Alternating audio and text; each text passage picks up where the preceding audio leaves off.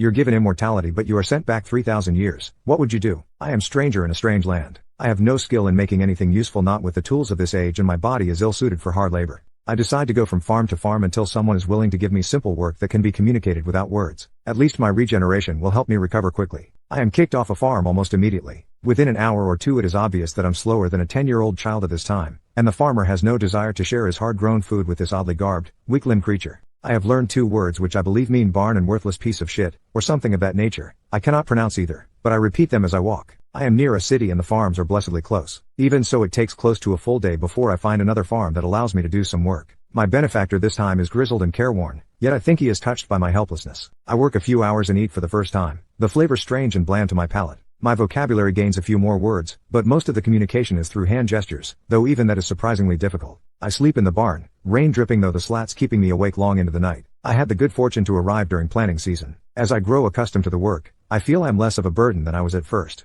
Perhaps I am even, barely, earning my keep. But, more to the point, my vocabulary is improving considerably and I am now speaking in short, simple sentences. The summer is busy for me. I know I cannot stay here. After harvest I will need to find other accommodations. I know that learning to write is of the utmost importance, but there are no books to be found. Instead I slowly, painfully copy characters I see written wherever I find them, practicing them with the burnt ends of sticks on rock until I can form them quickly, even if I do not know their meaning. My benefactor, who has the habit of occasionally looking on as I practice my writing, surprises me one day. We are in the city. He introduces me to a man whose function I do not really grasp, but who seems to be some sort of clerk. In any case, he is willing to write out some sentences and tell me what they mean. His accent is new to me, the vocabulary strange, and I drink it in. This man has some education. I use my charcoal collection to write the translations in English and he asks what language it is. I have no answer, so I tell him I made it up. He laughs. For many nights after, I copy these passages again and again. I visit the clerk at every opportunity. The farmer is understanding. He is kind, and seems to care about me, but I also see relief in his eyes that I will not ask to stay the winter. The clerk has become a friend,